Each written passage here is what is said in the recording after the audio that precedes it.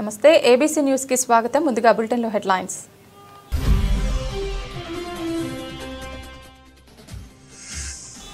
బీసీల అభివృద్ధి జీవిత లక్ష్యంగా కేశన ఉద్యమించాలి. జన్మదిన వేడుకలలో ఆప్తుల ఆకాంక్ష.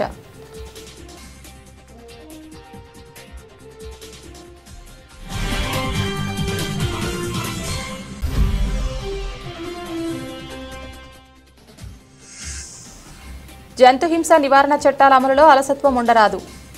ఎస్పీసీఏ నియమాలను పాటించుకుంటే కోర్టు ధిక్కరణ చర్యలు.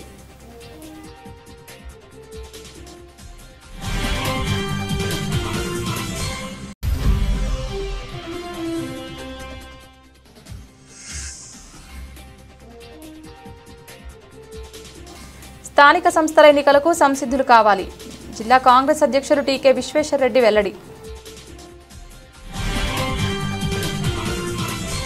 తరాలు మారుతున్న సామాజికంగా వెనుకబడి ఉన్న సాటి మనుషుల జీవితాలను ఉద్ధరించాలన్న ఆశయంతో పాటుపడిన ఎందరో మహానుభావులు బాటలోనే శ్రమిస్తున్న ఆంధ్రప్రదేశ్ బీసీ సంక్షేమ సంఘం రాష్ట్ర అధ్యక్షులు కేశన శంకర్రావు జన్మదినాన్ని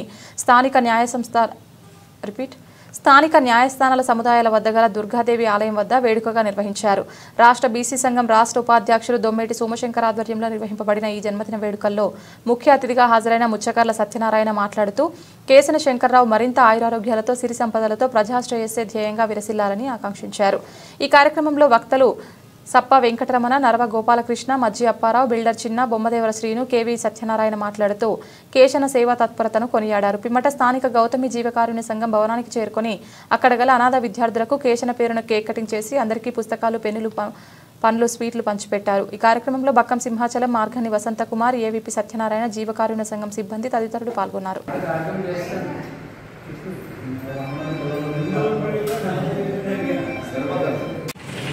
మరి కేశవ శంకర్రావు గారు జన్మదిన వేడుకలు మన రాజమండ్రిలో మన టీటౌన్ ఆపోజిట్లో మరి యొక్క కార్యక్రమం జరుగుతున్నది. దీనికి పెద్దల ముఖ్య అతిథులు పెద్దల నరవ గోపాలకృష్ణ గారు, అలాగే మన సప్ప రమణ గారు, సత్యనారాయణ గారు, అలా దుర్నటి శంకర్రావు గారు, మన శ్రీను గారు, అలా పోరావు గారు, శంకర్రావు గారు, రమణ గారు, సూర్య గారు, అలాగే చిన్న గారు, మరి ఇక్కడ ఉన్న ప్రతి ఒక్కరు కూడా పేరు పేరున అందరూ కూడా ధన్యవాదాలు తెలుపుతూ మరి ఈరోజు శంకర్రావు గారి జన్మదిన వేడుకలు రాష్ట్ర వ్యాప్తంగా కూడా చాలా బీసీ సంఘాలన్నీ కూడా మన ఘనంగా జరుగుతున్నాయి. మరి రాష్ట్రం అంతా కూడా కేశవ శంకర్రావు గారు అంటే తెలియని వ్యక్తి ఎవరు లేరు. ఎందుకంటే గతంలో కేశవ శంకర్రావు గారు అంటే మరి పేద బలహీన అన్నింటినీ కూడా బలమైన వర్గాలందరూ కూడా మరి కేశవ శంకర్రావు గారు అంటే మరి మంచి బీసీ అంటే కేశవ శంకర్రావు గారు అనేసి ఈరోజు మరి ఆయన పుట్టినరోజు జరుపుకున్నందుకు. జంతువులపై హింసను నివారించడానికి సొసైటీలను ఏర్పాటు చేయాలన్న నిబంధనలను తప్పక పాటించాలని తూర్పుగోదావరి జిల్లా ప్రధాన న్యాయమూర్తి గంధం సునీత అన్నారు. రాష్ట్ర ఉన్నత న్యాయస్థానం రాష్ట్ర న్యాయ సేవల సంస్థ ఆదేశాల మేరకు జిల్లా న్యాయ సేవల సంస్థ ఆధ్వర్యంలో గురువారం ఎస్పీసీఏ నియమాలపై తూర్పుగోదావరి, కాకినాడ, డాక్టర్ బిఆర్ అంబేద్కర్ కోనసీమ జిల్లాల అధికారులతో జిల్లా కోర్టు ప్రాంగణంలో ఆమె సమావేశం నిర్వహించారు. ఈ సందర్భంగా జిల్లా ప్రధాన న్యాయమూర్తి గంధం సునీత మాట్లాడుతూ జంతువుల సంరక్షణ కోసం తప్పనిసరిగా సొసైటీలను, షెల్టర్లను ఏర్పాటు చేయాలన్న హైకోర్టు ఆదేశాల అమలుకు చేయాలన్నారు. కొన్ని జిల్లాలలో సొసైటీలు, షెల్టర్లు లేవన్న విషయం తమ దృష్టికి వచ్చిందని, ఇప్పటికైనా జిల్లా యంత్రాంగం వీటి ఏర్పాటుపై దృష్టి సారించాలని చెప్పారు. వీటి కోసం అవసరమైన భూమి నిధులు కేటాయించాల్సిందిగా ఆయా జిల్లాల కలెక్టర్లకు లేఖ రాయనున్నట్లు తెలిపారు. సొసైటీల వివరాలు, వాటి ద్వారా సంరక్షింపబడిన జంతువుల సంఖ్య తదితర సమాచారాన్ని ప్రతి నెల DLSCAకు పంపాలన్నారు. హైకోర్టు తీర్పులో సూచించిన జంతు సంరక్షణ చర్యలను తప్పక తీసుకోవాలన్నారు. చర్యలు చేపట్టకుండా ఉదాసీనత ప్రదర్శిస్తే కోర్టు ధిక్కరణ చర్యలు ఎదుర్కోవాల్సి ఉంటుందని హెచ్చరించారు. అందరికీ నమస్కారం అండి. ఈస్ట్ గోదావరి జిల్లా అంటే ఈస్ట్ గోదావరి జ్యుడిషియల్ డిస్ట్రిక్ట్ వచ్చి అమలాపురము, కాకినాడ, ఈస్ట్ గోదావరి ప్లస్ మనకి అల్లూరు సీతారామరాజు 4 జిల్లాలు కలుస్తాయి. మాకు హానరబుల్ హైకోర్టు వారి నుండి వచ్చిన డైరెక్షన్స్ ప్రకారం క్రూయల్టీ టు యానిమల్స్ యాక్ట్ అనేది ఒకటి ఉంది. దాని ప్రకారం కూడా సొసైటీ ఒకటి prevention of cruelty to animals act rules అనేవి 2001లో ఫ్రేమ్ చేయడం జరిగింది. 2001లో ఫ్రేమ్ చేసిన తర్వాత దానికి ఒక సొసైటీ ఉండాలి, ఒక కమిటీ ఫామ్ చేయాలి, మెంబర్స్ ఉండాలి. మంత్లీ ఒకసారి వాళ్ళు మీటింగ్ పెట్టుకుని యానిమల్స్కి మనం ఎలా ప్రొటెక్ట్ చేస్తున్నాము అనే దాని మీద డెసిషన్స్ తీసుకుని ఎన్ని కేసెస్ రిజిస్టర్ చేశారు, లేకపోతే ఎన్ని యానిమల్స్ని సీజ్ చేసి ప్రొటెక్ట్ చేశారు, ఎక్కడ హ్యాండ్ ఓవర్ చేశారు అనేది రిపోర్ట్స్ మాకు DLSAకి పంపించవలసిందిగా ఒక పబ్లిక్ ఇంట్రెస్ట్ లిటిగేషన్ 2017లో ఫైల్ చేస్తే దానిలో రిట్ పిటిషన్లో డైరెక్షన్ హానరబుల్ హైకోర్టు వారు ఇచ్చున్నారు. దానిలో భాగంగానే ప్రతి నెల కూడా మేము animal husbandry plus district collector గారి దగ్గర నుంచి రిపోర్ట్స్ రిసీవ్ చేసుకుని ఆ రిపోర్ట్స్ అన్నీ కూడా హానరబుల్ హైకోర్టు వారికి పంపించడం జరుగుతుంది. దీనిలో ఉన్న rules guide lines plus gist of ఆ రిట్ పిటిషన్లో ఆర్డర్ ఏంటంటే, సొసైటీలో మన కాన్స్టిట్యూషన్ ప్రకారం being human beings we have certain rights and duties.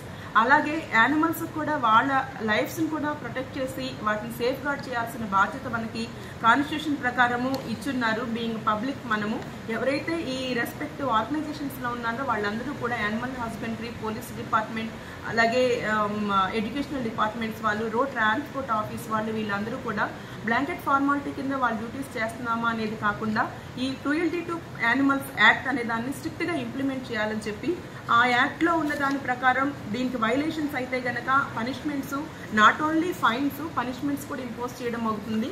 దాని తర్వాత ఏ నేరాలు చేస్తే ఎలాంటి శిక్షలు ఉంటాయని చెప్పి ఆ యాక్ట్ డీటెయిల్గా చెప్పడం జరుగుతుంది.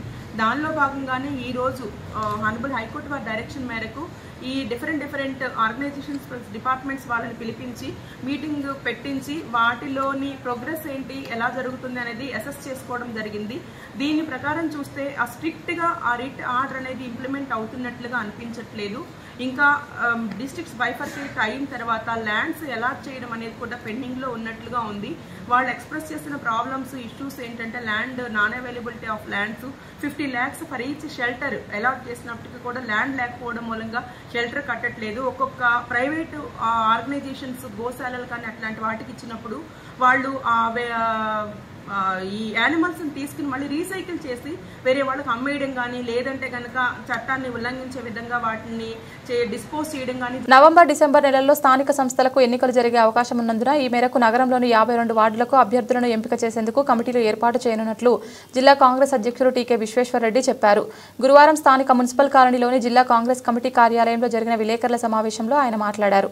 ఇటీవల రాష్ట్ర పట్టణాభివృద్ధి శాఖ మంత్రి నారాయణ వెల్లడించిన మాటల ప్రకారం మరో 3 నెలలు లేదా 6 నెలల్లో ఎన్నికలు జరిగే అవకాశం ఉందని తెలిపారు. గ్రామాలను విలీనంపై కోర్టు స్టే ఉన్న స్థానాలను పక్కకు పెట్టి మిగిలిన వాటికి యథాతథంగా ఎన్నికలు జరపాలని సీఎం చంద్రబాబు చెప్పినట్లు మంత్రి వెల్లడించారని విశ్వేశ్వరరెడ్డి గుర్తు చేశారు. రాజమండ్రి మున్సిపల్ కార్పొరేషన్ పరిధిలో ఉన్న 52 వార్డులకు ఇన్ఛార్జీలను వేస్తామని చెప్పారు.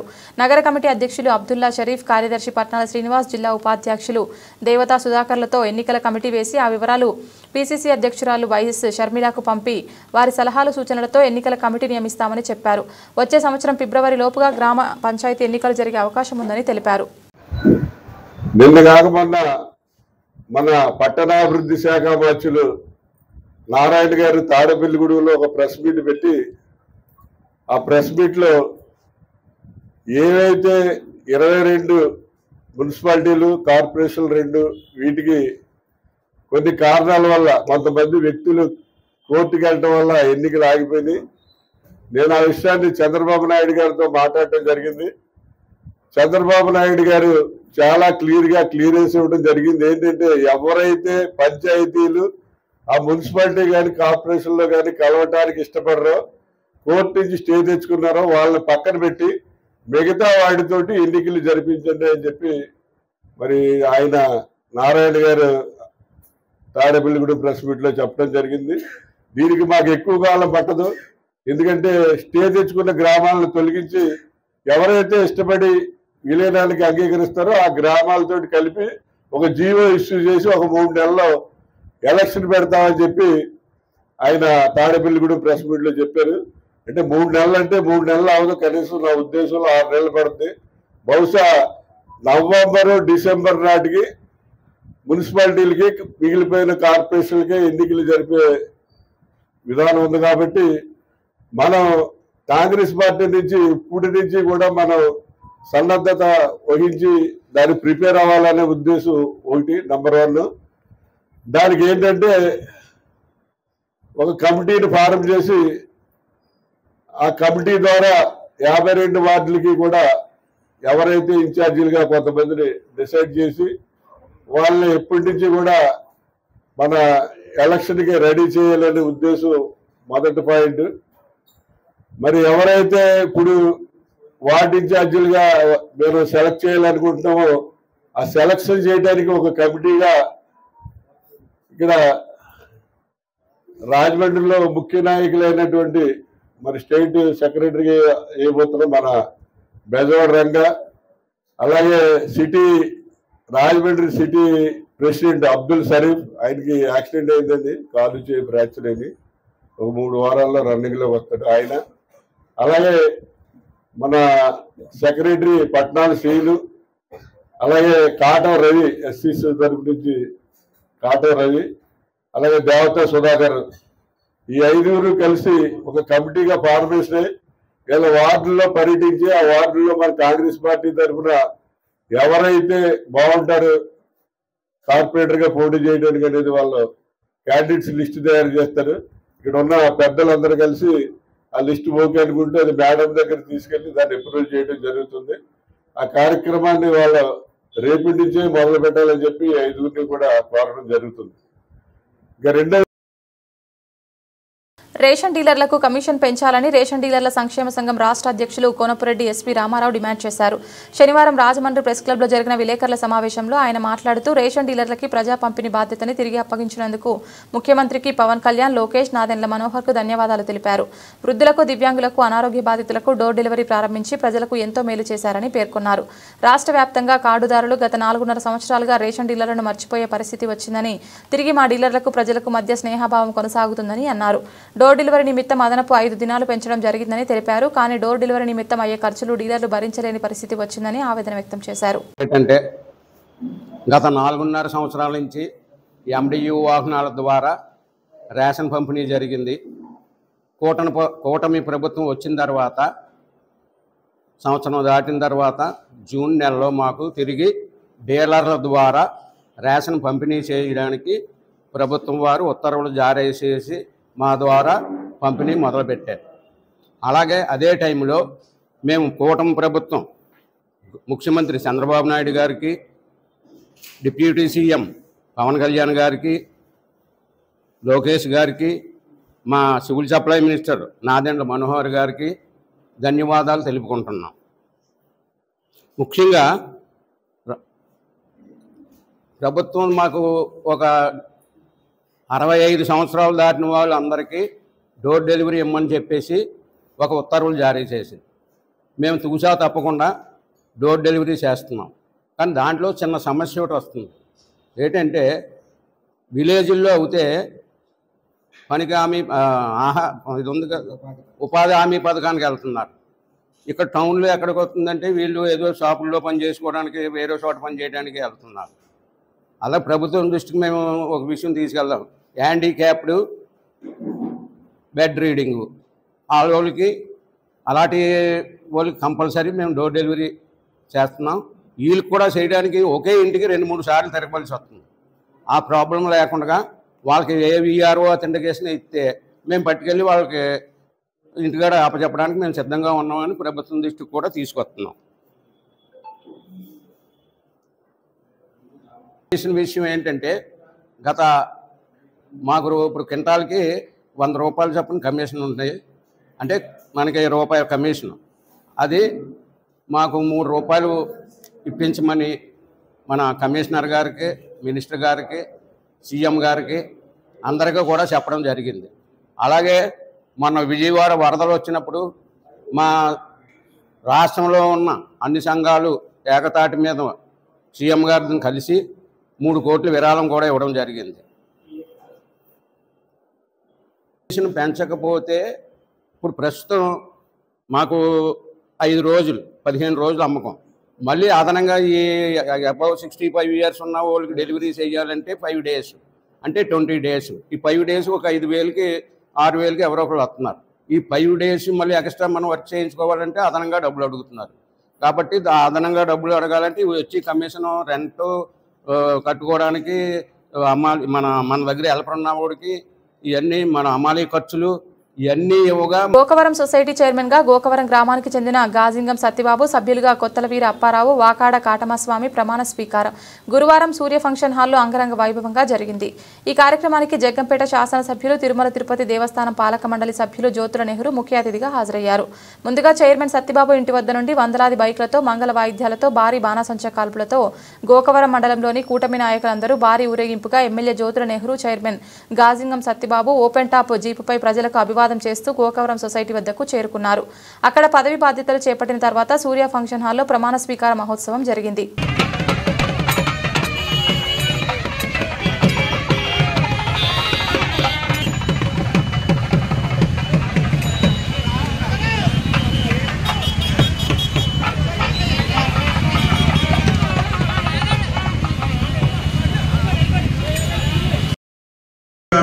కార్యక్రమం సందర్భంగా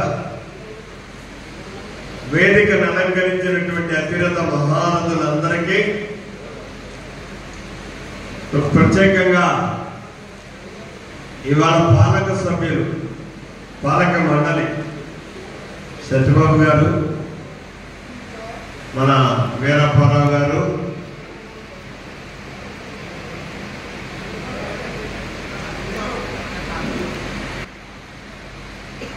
వారికి నా శుభాశీస్సులు. మరి ఎప్పుడూ ఎంతో ఎన్నెండుగా ఉండి నన్ను అన్ని విధాలా ముందుకు నడిపిస్తున్నటువంటి ప్రియతమ సోదరి సోదరులందరికీ కూడా నా ప్రత్యేకమైనటువంటి ధన్యవాదాలు.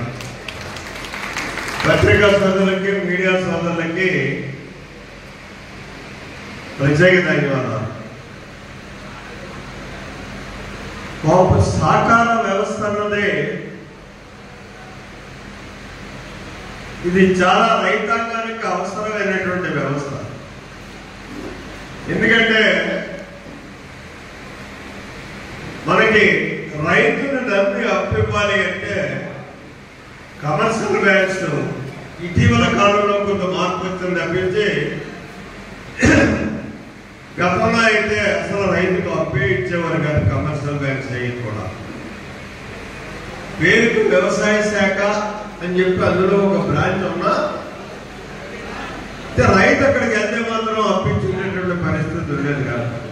నీకు ఎక్కడన్నా టౌన్లో బిల్డింగ్ ఉందా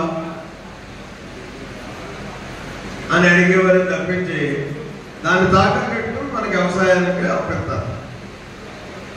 అయితే సహకార వ్యవస్థలో ఆ రకం కాకుండా అన్ని రకాలుగా కూడా నువ్వు వ్యవసాయం చేసుకోవడానికి పెట్టుబడి ఇస్తారు, భూములు బాగు చేసుకోవడానికి పెట్టుబడి ఇస్తారు, ఒక్కొక్క దానికి ఒక్కొక్క పథకం పెట్టి రైతు అభివృద్ధి చెందడానికి. ఒక ట్రాక్టర్ కొనుక్కున్నా, ఇళ్ళు కొనుక్కున్నా, బండి కొనుక్కున్నా, వ్యవసాయ అనుబంధ యాంత్రీకరణ విధానాన్ని ఏ రకంగా నువ్వు ఉపయోగించుకున్నా దాని అంతటికీ కూడా లోన్ ఇచ్చేటటువంటి అవకాశం ఒక సహకార వ్యవస్థలోనే ఉంది. అంతేకాదు దానికి అనుబంధమైనటువంటి ఏ విధానమైన వ్యవసాయాన్ని నువ్వు చేసుకున్నా, చేపల చెరువులు తీసుకున్నా, అలాగే కోళ్ల ఫారాలు పెట్టుకున్నా. గోకవరం సంజీవయ్య నగర్ కాలనీలో గోకవరం టౌన్ టీడీపీ ప్రధాన కార్యదర్శి గున్నూరు లాజర్ ఆధ్వర్యంలో టీడీపీ వ్యవస్థాపక అధ్యక్షుడు డాక్టర్ నందమూరి తారక రామారావు విగ్రహావిష్కరణ కార్యక్రమం ఏర్పాటు చేశారు. ఈ కార్యక్రమానికి ముఖ్య అతిథిగా విచ్చేసిన ఎమ్మెల్యే జ్యోతుల నెహ్రూకు ముందుగా లాజర్ సూర్యకుమారి దంపతులు ఘన స్వాగతం పలికారు. అనంతరం జ్యోతుల నెహ్రూ చేతుల మీదుగా ఎన్టీఆర్ విగ్రహావిష్కరణ కార్యక్రమం జరిగింది. టీడీపీ ఎంతో ప్రతిష్టాత్మకంగా నిర్వహిస్తున్న సుపరిపాలన తొలి అడుగు కార్యక్రమాన్ని సంజీవయ్య నగర్ కాలనీలో ఇంటింటికి తిరిగి ప్రభుత్వం చేస్తున్న అభివృద్ధి సంక్షేమ కార్యక్రమాలు వివరిస్తూ కరపత్రాలు పంపిణీ చేసిన ఎమ్మెల్యే జ్యోతుల నెహ్రూ ఈ సందర్భంగా ఆయన మాట్లాడుతూ తెలుగువారి ఆరాధ్య దైవం విశ్వవిఖ్యాత నట సార్వభౌముడు నందమూరి తారక రామారావు గారి విగ్రహాన్ని గున్నూరు లాజర్ సంజీవయ్య నగర్లో ఏర్పాటు చేయడం చాలా ఆనందంగా ఉందని, ఎన్టీఆర్ చేసిన ప్రజా సంక్షేమ కార్యక్రమాలు చిరస్థాయిగా నిలిచిపోతాయని అన్నారు.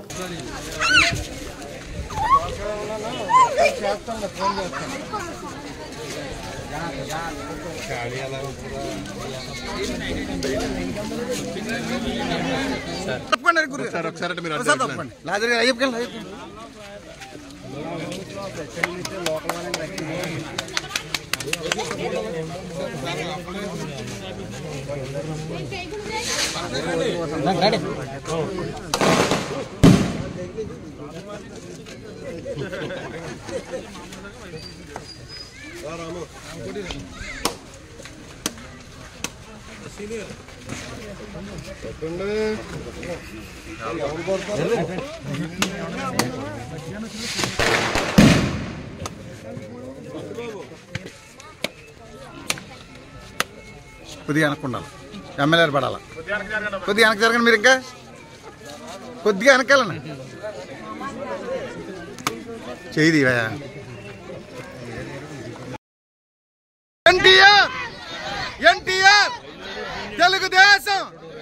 తెలుగుదేశం నారా చంద్రబాబు నాయుడు గారి నాయకత్వం, నారా లోకేష్ గారి నాయకత్వం, ఎమ్మెల్యే జ్యోతుల నెహ్రూ గారి నాయకత్వం, జ్యోతుల నవీన్ గారి నాయకత్వం, తెలుగుదేశం తెలుగుదేశం ఎన్టీఆర్ ఎన్టీఆర్.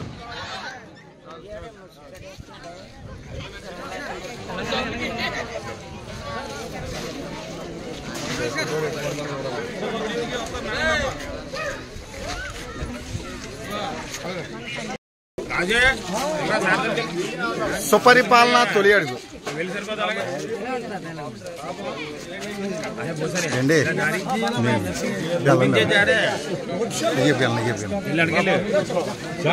మన రాజు బూత్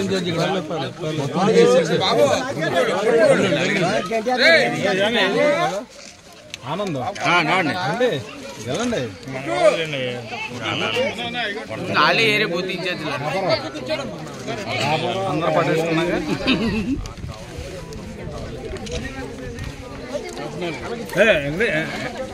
అందరూ పట్టుకున్నామే సార్.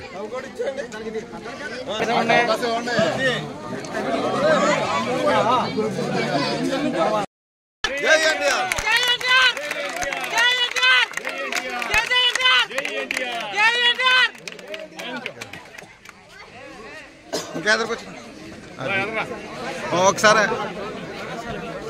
దండలు వేసేయండి, అందరూ దండలు వేసేయండి. బాగా నుంచి తిరిగినప్పుడు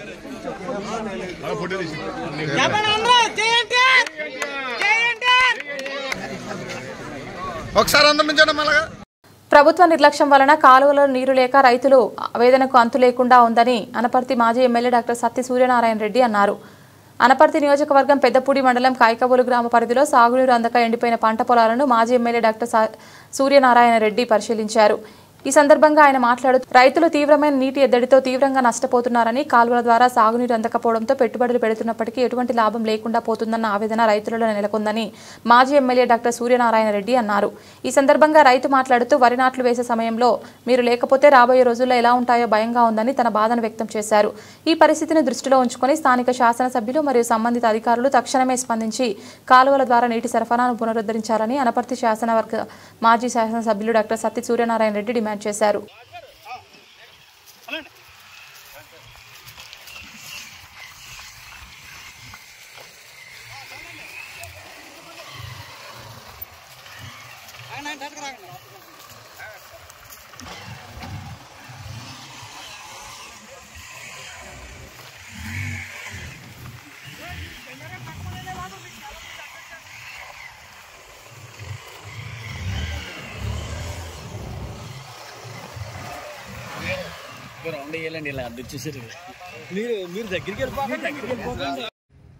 ఈ రోజున పెదపూడి మండలం కైకోలు గ్రామంలో ఇక్కడ రైతులకి మరి నీటి ఎదురు వల్ల వాళ్ళు పడుతున్న బాధలను చూడడానికి ఈ గ్రామానికి మరి వైఎస్ఆర్ కాంగ్రెస్ పార్టీ నాయకులు, అదే స్థానిక పెద్దలు, అదేవిధంగా రైతులు అందరూ కూడా మరి ఇక్కడ చేయడం జరిగింది.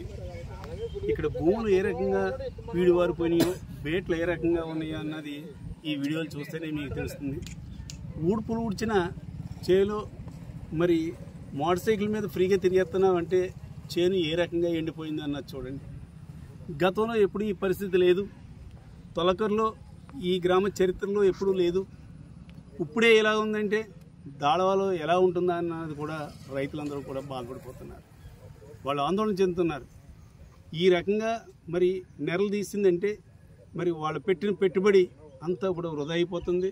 మళ్ళీ ఇదే పరిస్థితి కానీ ఇంకో వారం 10 రోజులు కానీ జరిగితే మళ్ళీ కొత్తగా మళ్ళీ దమ్ము చేసుకుని మళ్ళీ ఊడ్చుకోవాల్సిన పరిస్థితి. దమ్ము చేసుకోవాలని నీరు రావాలి. ఎప్పుడు ఈ గ్రామానికి ఈ రకంగా ఈ టైంలో నీటి ఎద్దడి లేదు. కాలువకి మొగదాలున్న ప్రాంతం ఇది. ఇక్కడే ఇలా ఉందంటే ఇంకా మిగతా ప్రాంతాల్లో ఏ రకంగా ఉంటుంది, రానున్న రోజుల్లో ఏ రకంగా ఉంటుందని వీళ్ళందరూ కూడా బాధపడుతున్నారు. మరి స్థానిక శాసనసభ్యుడు ఉన్నాడు రామకృష్ణారెడ్డి, ఆయన మాట్లాడితే స్టేట్మెంట్ చెప్తుంటాడు, అయ్యో సొల్లు కబుర్లు. అందుంచే మేము అందరూ కూడా ఏదో సొల్లు రామకృష్ణారెడ్డి అంటారు. అదేవిధంగా ఆయన ఎన్నికైన వెంటనే నేను ఈ కాలువలన్నీ కూడా శుభ్రం చేయించేసాను, తూటుకాడంతా కూడా తీయించేసాను, ఎక్కడ కూడా మరి వీడన్నది లేకుండా చేసామని స్టేట్మెంట్లు ఇవ్వడం జరిగింది. ఈ రోజుకి కూడా ఎక్కడ కూడా ఆ కార్యక్రమాలు సరిగ్గా చేపట్టలేదని స్థానిక మరి రైతులే చెప్తూ ఉన్నారు. ఇదే పరిస్థితి కొనసాగితే నీరన్నది రాదు. నీరు అన్నది రాకపోతే వీళ్ళు పెట్టిన పెట్టుబడి కూడా పోతుంది. ఇక్కడ పచ్చని పొలాలు, ఎంతో మంచి పంట పండే ప్రాంతం ఇది. ఈ ప్రాంతంలోనే ఇలా ఉందంటే ఇంకా రాను రోజుల్లో ఏ రకంగా ఉంటుందో అన్నది మీరు చూడొచ్చు. మరి ఇక్కడ మరి మోటార్ సైకిల్ వేసుకుని తిరిగాం ఈ చేలోను. అదేవిధంగా మరి రైతు అంటున్నారు ఇదే పరిస్థితి కొనసాగితే లారీలు ట్రాక్టర్లు కూడా తిరిగేయచ్చు, నేల ఆ రకంగా ఆరిపోయిందని అంటున్నారు. ఏది ఏమైనా మరి వీళ్ళు కూటమి ప్రభుత్వం అధికారంలోకి వచ్చిన తర్వాత 2 నెలలైనా కూడా ధాన్యం బకాయిలు మరి రైతులకు చెల్లించకపోతే వైఎస్ఆర్ కాంగ్రెస్ పార్టీ తరఫున ధర్నాలు అదేవిధంగా ఆందోళన చేస్తే చిట్ట చివరికి 2 నెలల తర్వాత వాళ్ళకి అమౌంట్లు వేయడం జరిగింది. రైతులకి ఇప్పటి వరకు ఏ రకంగానూ సహాయం లేదు, రైతు భరోసా లేదు. అదేవిధంగా క్రాప్ ఇన్సూరెన్స్ మరి గతంలో అయితే జగన్మోహన్ రెడ్డి గారి హయాంలో అయితే వారే ప్రభుత్వమే ప్రీమియం కట్టేది. ఈ రోజున ₹1 కూడా మరి ప్రభుత్వం కడతలేదు, అంతా కూడా రైతుల మీదే వాళ్ళు కట్టమంటున్నారు. వాళ్ళు అసలే వ్యవసాయం గిట్టుబాటు లేకుండా ఉన్న టైంలో మళ్ళీ వాళ్ళు ఈ ప్రీమియంలు కట్టి వాళ్ళని మరింత నష్టాలకు లోను కావాల్సిన పరిస్థితి వస్తుంది. ఏది ఏమైనా మరి ప్రభుత్వం యొక్క కళ్ళు తెరిపించాలని మేము ఈ రోజున ఇక్కడ రావడం జరిగింది. మేము రావడం కూడా ఆల్రెడీ సక్సెస్ అయ్యాం. ఎందుకంటే మేము ఈవేళ వస్తున్నామని తెలిసి ఇన్ని రోజులు కూడా మరి ఎమ్మెల్యే కానీ అతని అనుచరులు కానీ ఎవరు ఇక్కడ రాకుండా మేము వస్తున్నామని తెలిసి ఎమ్మెల్యే తన కుమారుని పంపించి ఇరిగేషన్ అధికారులతో మాట్లాడించడం జరిగిందట. ఇన్ని రోజులు ఏం చేశారు మీరు? ఇన్ని రోజులు ఈ వేళకి నెరగొట్టలేదు కదా. చాలా రోజుల నుంచి చేయలేని ఇలా నెరగొట్టే ఉన్నాయి.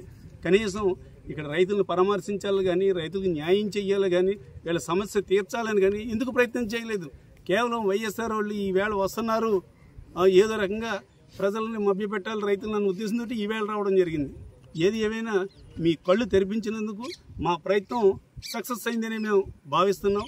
ఇదే కాకుండా రానున్న రోజుల్లో కూడా రైతుల పట్ల ఎప్పుడూ కూడా ప్రభుత్వం ఏదైనా మరి అన్యాయంగా ప్రవర్తిస్తే, నష్టం కలిగేలా ప్రవర్తిస్తే తప్పనిసరిగా రైతుల యొక్క సంక్షేమానికి వారికి ఏ రకంగా అయితే ఉపయోగం ఆ రకంగా వారి పక్షాన్ని మేము పోరాడడానికి ఎప్పుడూ కూడా వైఎస్ఆర్ కాంగ్రెస్ పార్టీ సిద్ధంగా ఉందని ఈ సందర్భంగా తెలియజేస్తున్నాను. బులెటిన్ ముగించే ముందు హెడ్లైన్స్ మరొకసారి.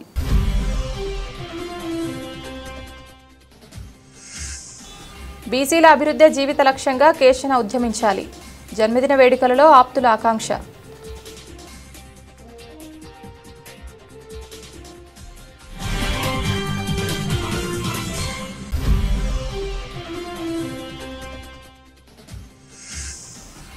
జంతు హింస నివారణ చట్టాల అమలులో అలసత్వం ఉండరాదు. ఎస్పీసీఏ నియమాలను పాటించుకుంటే కోర్టు ధిక్కరణ చర్యలు.